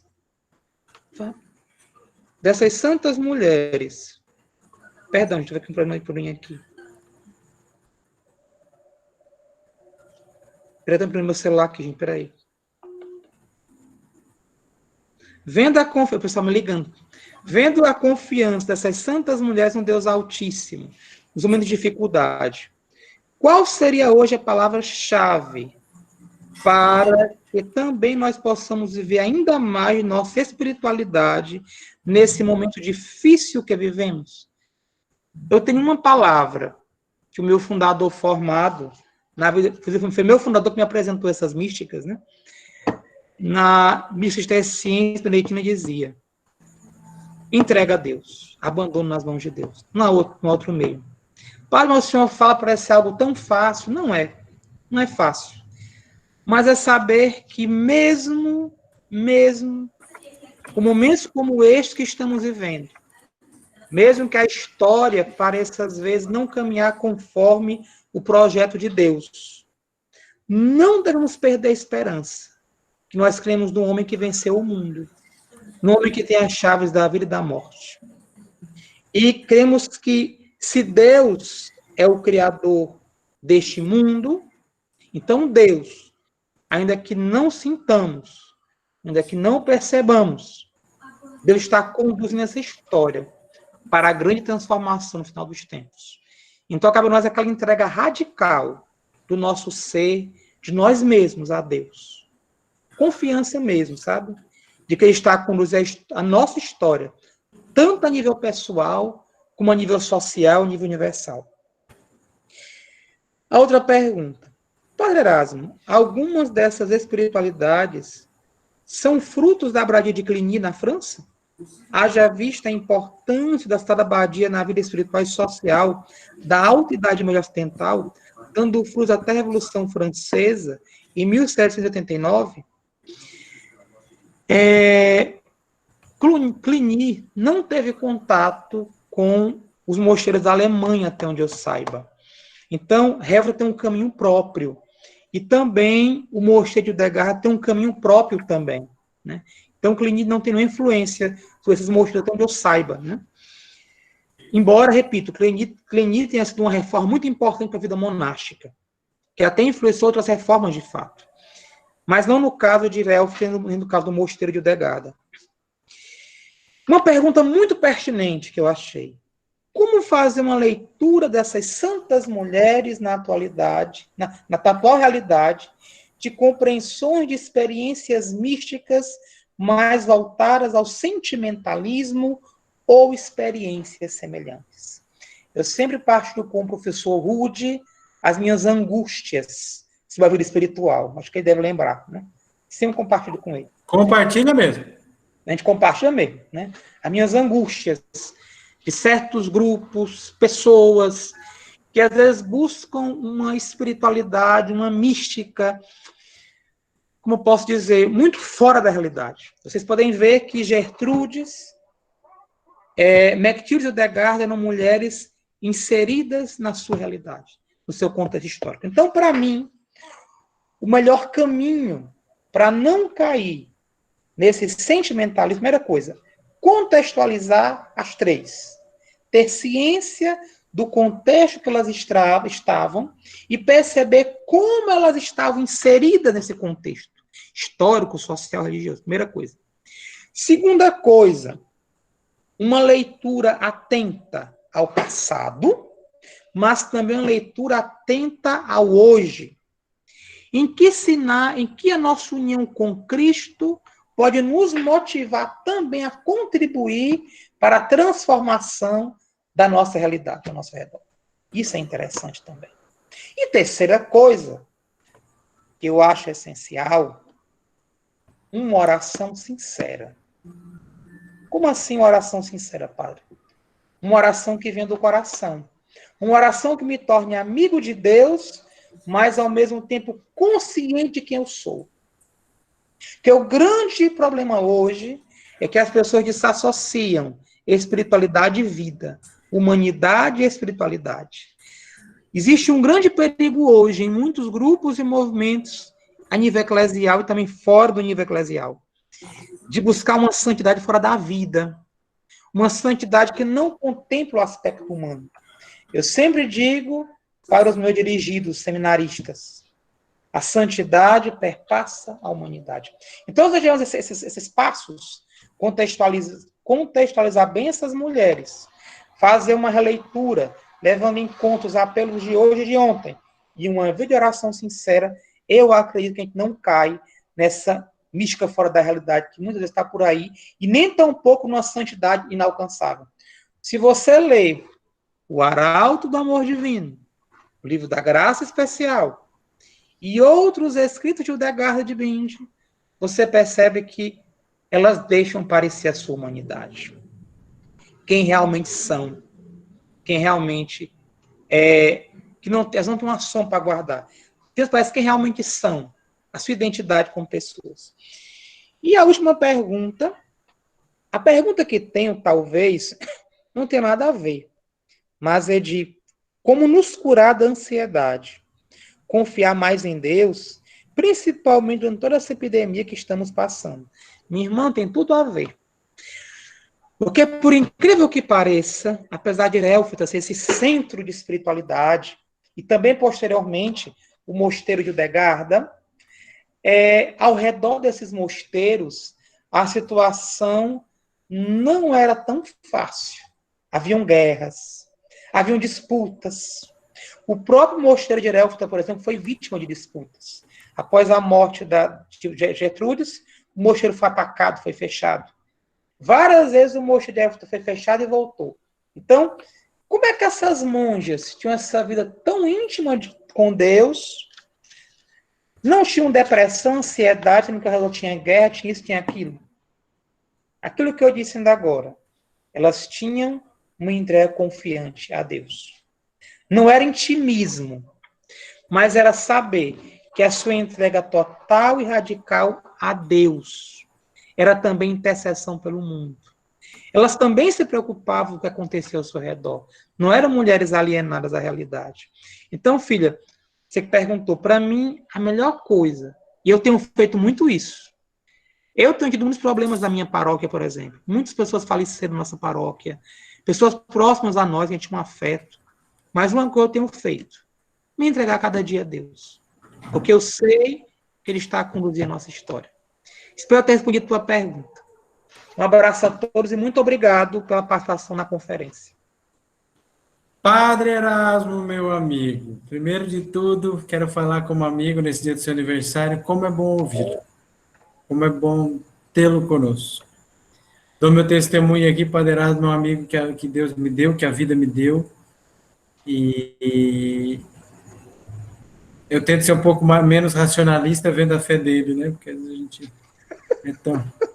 Então, eu agradeço todo carinho, toda amizade, é um homem de Deus, ninguém tem dúvida disso, e fala dessas freiras, eu falo dessas santas mulheres, com amor, com muita paixão, e, Padre, nós só temos a lhe agradecer, e as mensagens do chat testemunham a riqueza que foi essa noite, e eu acho que, para termos futuro, nós temos que pensar realmente num curso de extensão de teologia espiritual, sobre essa herança dessas mulheres. Nós viemos falando nisso, né, dessas místicas, também pensando na vida religiosa. Eu ouvi, Padre, não sei se foi o senhor que me contou, mas eu acho que eu ouvi de comunidades que, hoje em dia, escondem as obras das fundadoras. Sim. Às vezes as fundadoras têm toda uma riqueza, diários, escritos, e porque não se adequariam, assim, ao tempo moderno, as próprias discípulas, seguidoras, escondem as obras das fundadoras, que têm tanta riqueza espiritual. Claro, tem que passar pelo filtro, pelo crivo, né, da igreja, do que é mística, o que é psiquiatria, vamos dizer assim, né? Sim, claro. A igreja tem essa sabedoria, obviamente. Mas, Padre, tem vários comentários ali, o senhor pode olhar o chat para dormir mais feliz no seu aniversário, né? Ok. Eu queria só com isso interrompendo, eu queria só registrar a participação do GEFIM, Grupo de Estudo em Filosofia Medieval do UFC, que está participando da nossa palestra. Também a professora doutora Francisca Galileia, que é professora de filosofia árabe, não é isso, irmão Eduardo? Filosofia árabe medieval na UFC. Quem Muito sabe, finalmente, uma parceria, né? Bem, com certeza. Obrigado, doutora Galé, pela participação. E o GEFIM. O GEFIM é o grupo mais antigo de estudo de filosofia medieval que nós temos no Ceará. É o primeiro, diga-se de passagem. E também, vale a pena lembrar também que os nossos irmãos fazem parte desse grupo. O irmão Eduardo, o irmão Marlon e o irmão Isaac. Só estar aqui a participação deles. Perfeito. O Matheus falou, padre, o padre Erasmo não levita porque Deus sabe que a gente precisa dele no chão meu aqui para Deus. ajudar a gente. Oh, meu Deus. Né? Muito bem. O padre, muito obrigado, respostas respondidas com objetividade. E só para nós irmos terminando, eu coloquei ali o link do portal de certificados no final do congresso, ele vai ser, os certificados começarão a ser emitidos. Peço paciência, porque são muitas conferências e muitos participantes. Padre, hoje nós chegamos aqui online, quase, acho que quase 110 pessoas, e nós temos mais gente ouvindo, porque tem gente ouvindo coletivamente. Então, hoje estávamos tranquilamente mais de 130 pessoas online, de várias partes do país. E, então, portal de certificados, o Francisco Alisson, o Alisson, só avise o seu protocolo ali, colocando o e-mail. O Alisson? Oi, professor. Fale, dê seu aviso. Deus abençoe a Tá todos. aqui. Já coloquei aí no chat. Fale. Que eu não preciso já entrar em contato.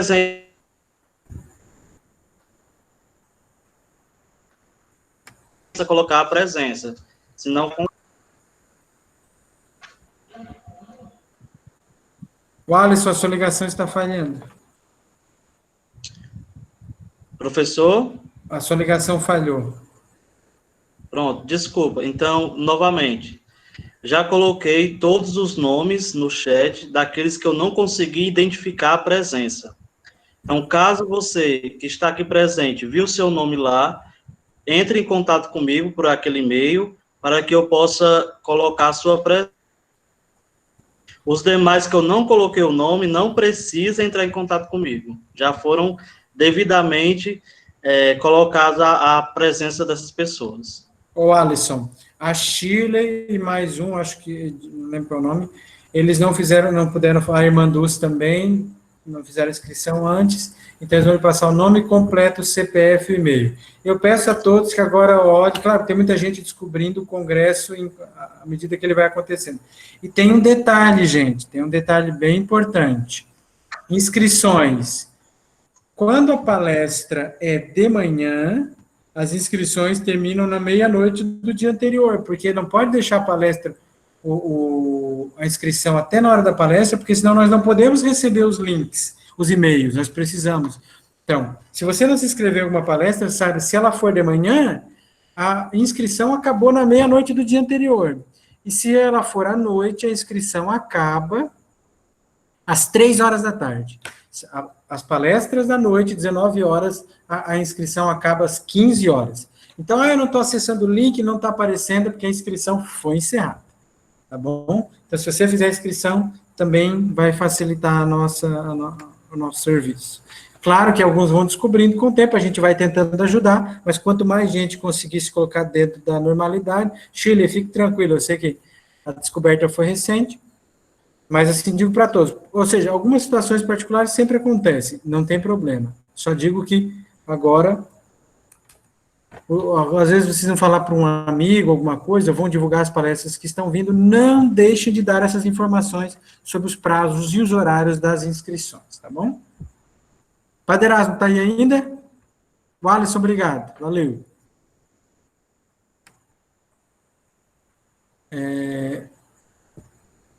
Não, as palestras serão depois disponibilizadas no canal do YouTube da Unicatólica, ok? Padre Erasmo já foi? Já sumiu? Padre Erasmo já foi. Mas tudo bem, eu vou passar aqui para vocês, se quiserem, para aqueles que não participaram antes, já estou colocando aqui, o link de todas as conferências, olhem aí o chat, só para a gente terminar. Eu quero ver as palestras que passaram. Eu vou passar aqui. Olha, tem gente dizendo ali, fulano presente. Verifiquem os nomes que o Alisson colocou no chat para ver se ele está tentando identificá-lo ou não. Do contrário, não precisa dizer mais nada. Ó, estão aí os links das palestras até da manhã, do Padre Erasmo ainda não, porque acabou agorinha. Mas vocês podem ter acesso a todas as conferências pelos links, podem baixá-las, inclusive, tá bom? Quem ainda está online, olhe o chat, e estão todas as conferências aí, já podem compartilhar. Meus caros, obrigado, boa noite, tudo de bom para vocês, e amanhã, às 19 horas, nós teremos um tema interessantíssimo, não deixem de participar, os baluartes, opa, está fugindo aqui, eu quero ler exatamente, os baluartes da tradição, conservadorismo católico brasileiro no Vaticano II. Quem foram os bispos, vamos dizer assim, da minoria, entre aspas, como é chamada, conservadora, do Brasil, que atuaram no Vaticano II. Então, é uma aula de história da igreja, de história do Vaticano II, figuras que hoje são tão faladas, né?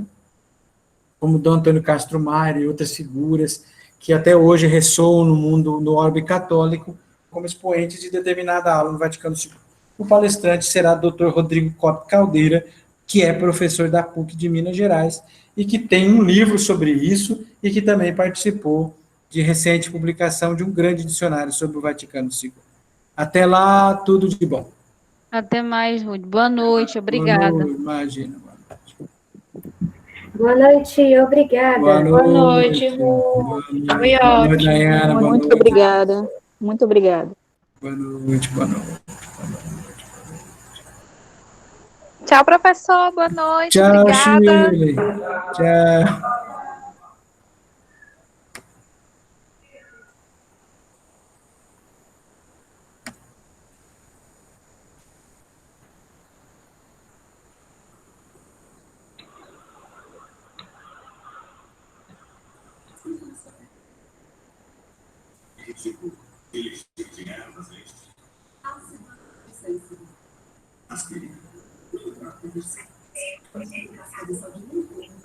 Obrigada por me deixar participar. Ah, quem é? Ah, Rosana, é isso? Não? Olá, quem está falando? Socorro, né? Isso. Ô, Socorro, que bom. Você está falando aqui de Mombaça? Sim, sim, sim. Quem é que te passou o link? Você fez inscrição? Como é que é? Não tinha feito inscrição. Foi um colega, foi um seminarista colega, né, que é daqui de Mombaça também, que está aqui. Aí ele sabe que eu gosto dos temas, também sou teóloga, né, e a gente fica ativa a curiosidade da gente, né? Que bom. Faça a inscrição lá para as outras, você vai recebendo o link e vai participando normalmente. Vai ter o congresso, tá lá, Congresso Virtual Unicatólica. Faça as inscrições, você ganha certificados, recebe o link no seu e-mail, vai ter muita palestra ainda pela frente.